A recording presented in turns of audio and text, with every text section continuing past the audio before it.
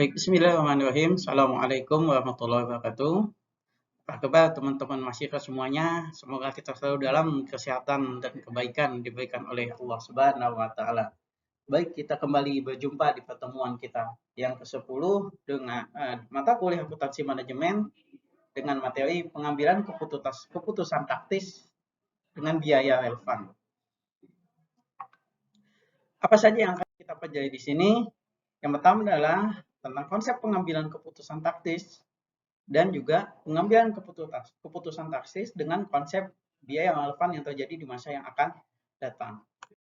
Yang pertama, pengambilan keputusan taktis. Pengambilan keputusan taktis atau tactical decision making yaitu pemilihan di antara banyak pilihan keputusan dengan hasil langsung atau terbatas pada waktu.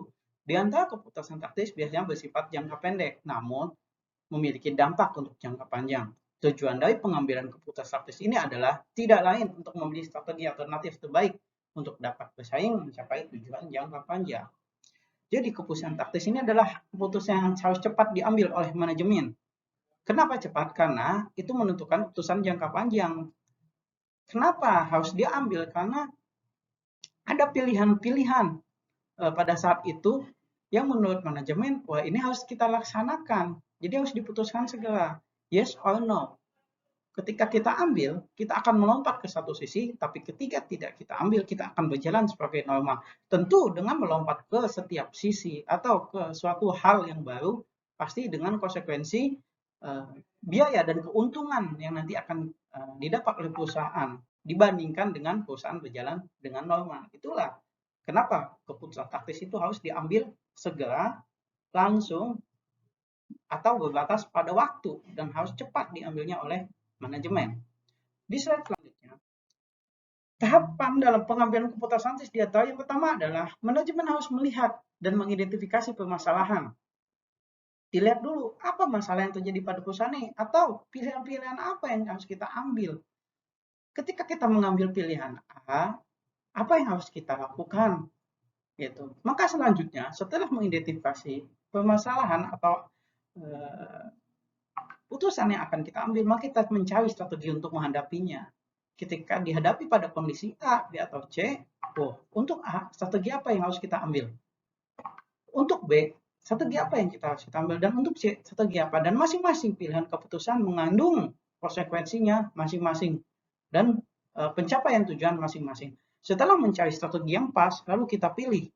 Di antara pilihan strategi yang akan kita jalankan A, B, dan C, lalu kita harus memilih strategi yang kita akan jalankan. Setelah kita pilih, hanya sampai pilihan tidak akan berjalan tanpa kita melaksanakan strategi tersebut.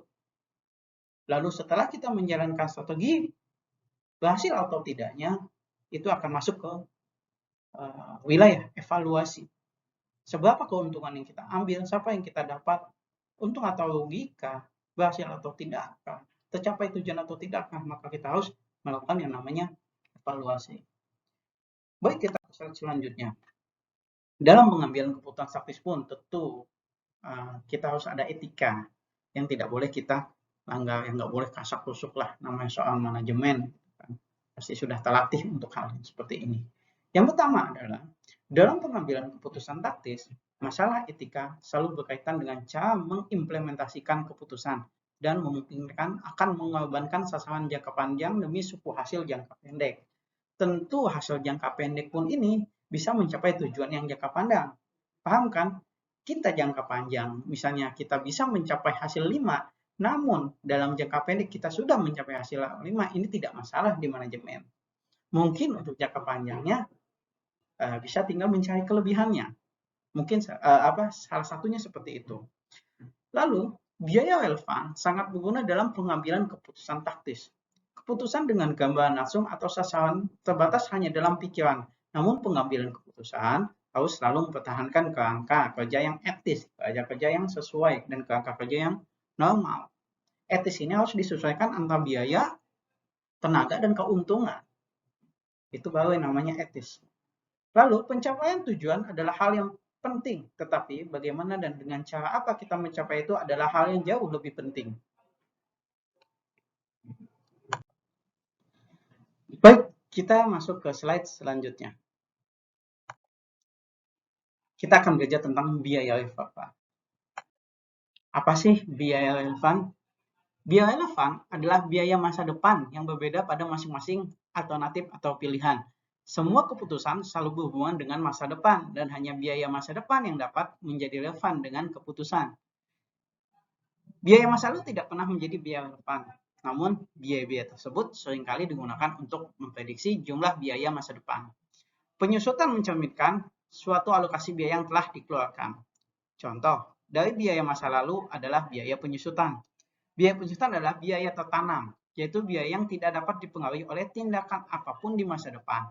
Biaya tertanam adalah biaya masa lalu. Biaya tersebut akan selalu sama pada setiap alternatif, oleh karena itu dianggap tidak relevan. Contoh biaya penyusutan di sini pasti. Biaya penyusutan gedung, itu kan tetap. Biaya penyusutan aset tetap lah ini. Kendaraan juga. Jadi sudah dihitung dari awal dia.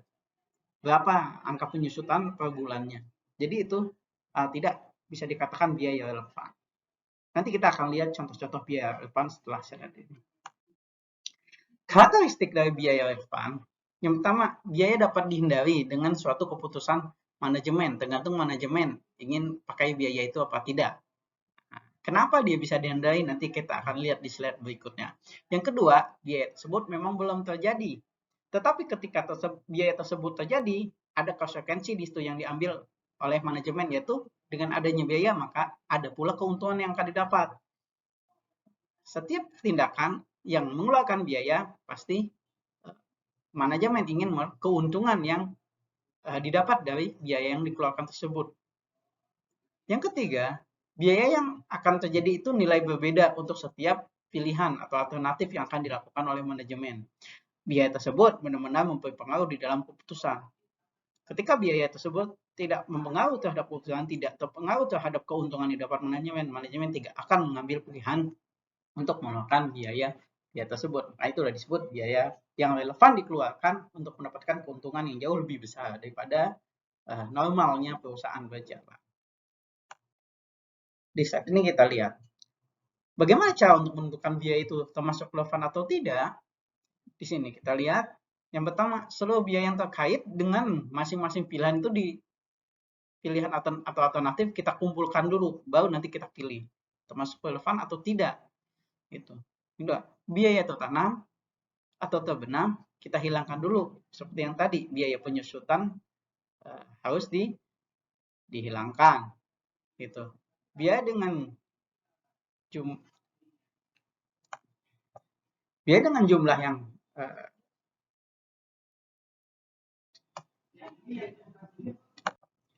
biaya dengan jumlah yang berbeda juga dapat dihilangkan terlebih dahulu yang tidak sama antara bulan yang sama dengan bulan yang atau dalam kumpulan itu misalnya berbeda-beda antara satu alternatif A dan B, kita bisa singkirkan terlebih dahulu.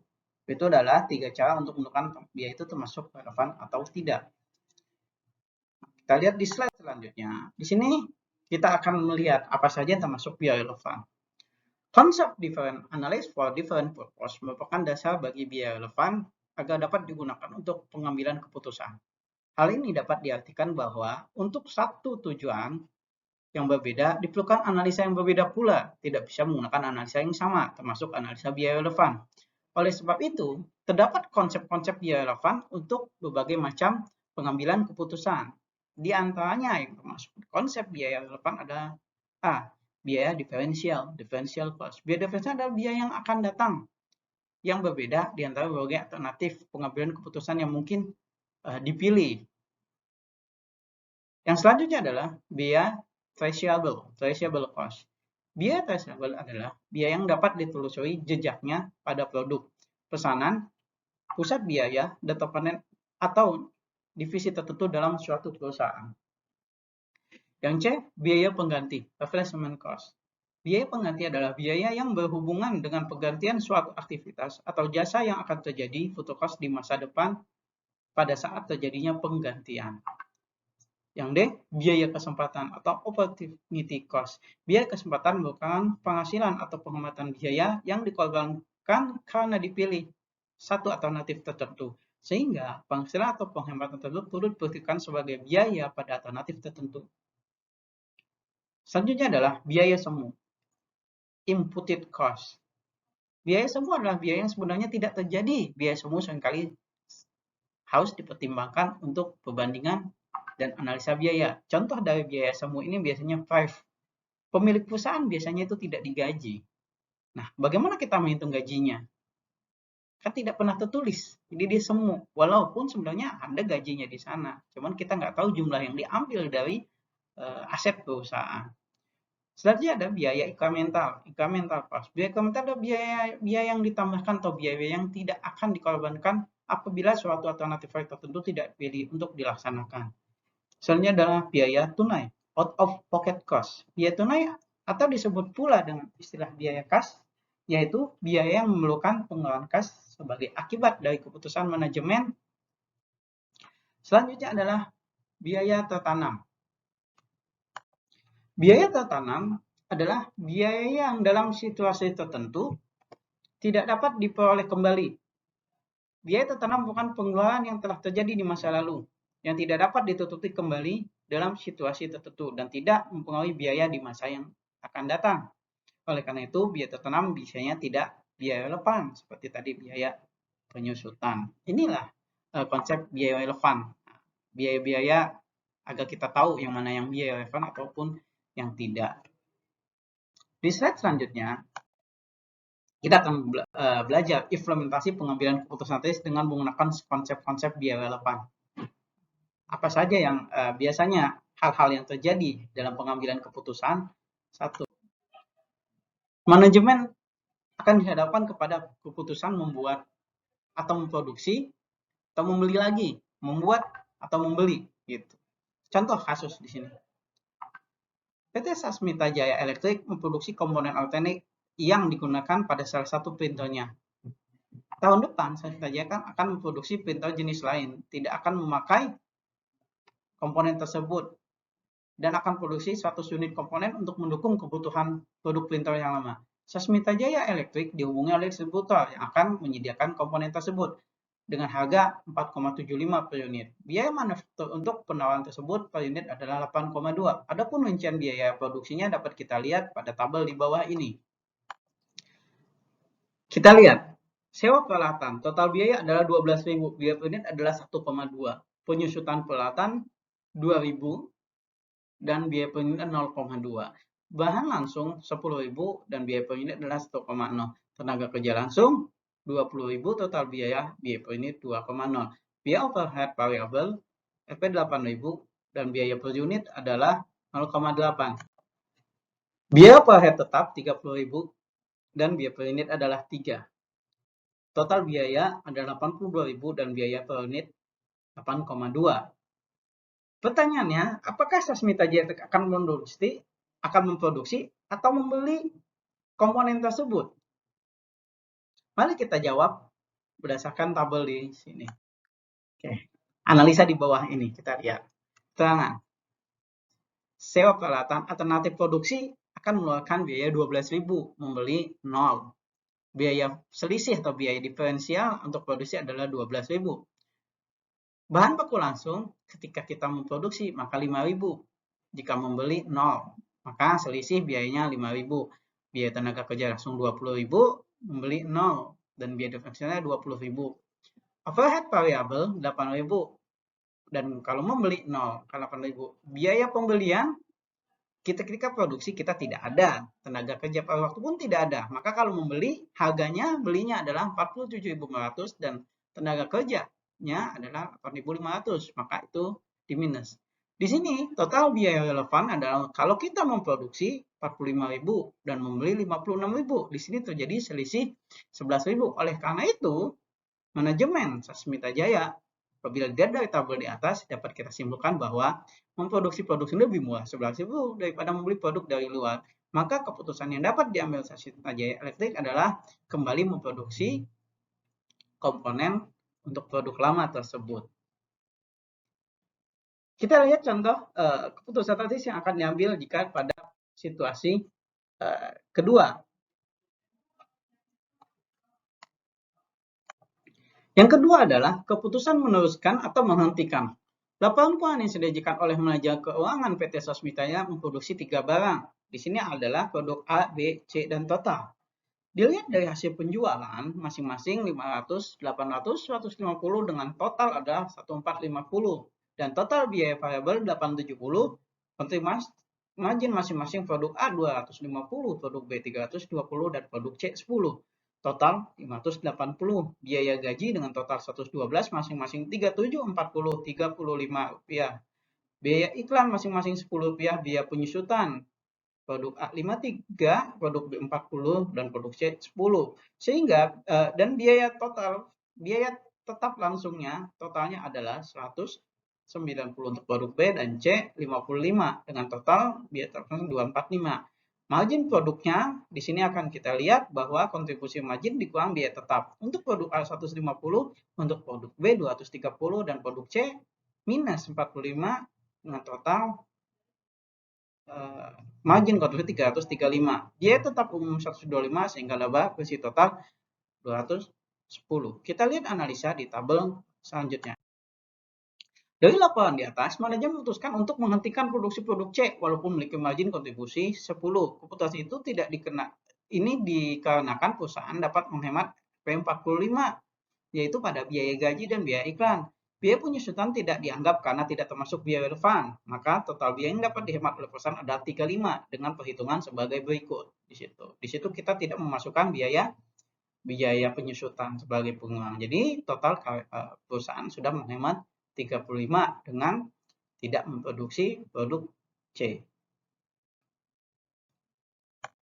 Konklusi yang ketiga, keputusan menerima pesanan khusus. Kondisi ini akan diambil perlu ada permintaan barang spesifik khusus dari pelanggan atau dari konsumen.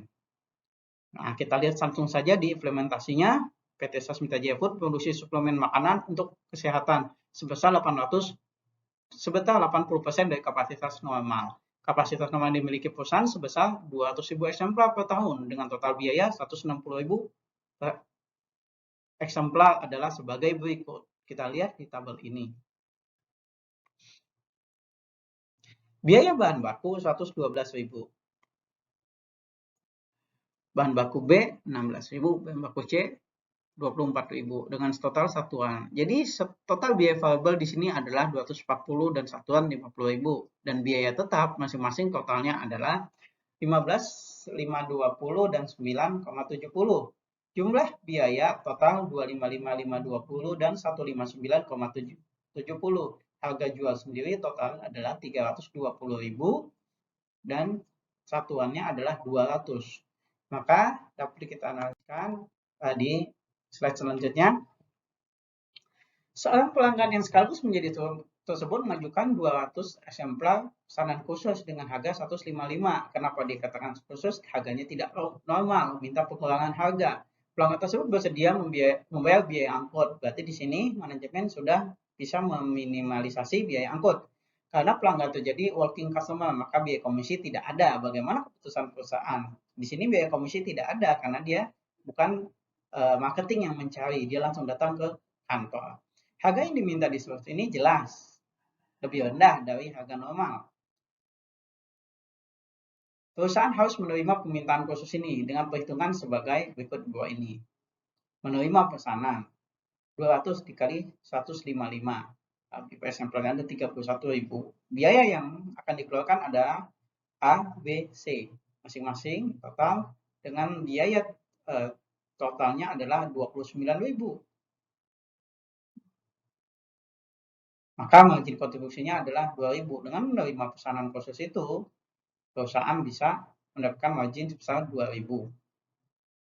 Dari tabel di atas, semua biaya variabel kecuali biaya komisi dan distribusi semua produk adalah biaya relevan karena pelanggan langsung datang ke perusahaan. Dari tabel di atas dapat dilihat jika tawaran permintaan khusus diterima perusahaan akan mendapatkan margin sebesar 2.000 dengan jumlah biaya tetap yang diperhitungkan adalah 9,7. Sehingga dengan menerima tawaran tersebut, pelanggan tersebut keuntungan yang masih dapat diperoleh perusahaan adalah 60 dengan perhitungan sebagai berikut. Kita lihat harga jual per eksemplarnya dari 155 menjadi 145. Mohon maaf, harga jual per eksemplar diminta 155, tapi biaya variabel yang diperuntukkan adalah 145. Sehingga margin kontribusi per eksemplarnya adalah 10. Biaya tetap yang diperhitungkan operasional adalah 9,7. Margin dari permintaan kurs adalah 0,3. Jumlah pesanan 200. Sehingga jumlah keuntungan dari pesanan cashless per eksemplar adalah 60.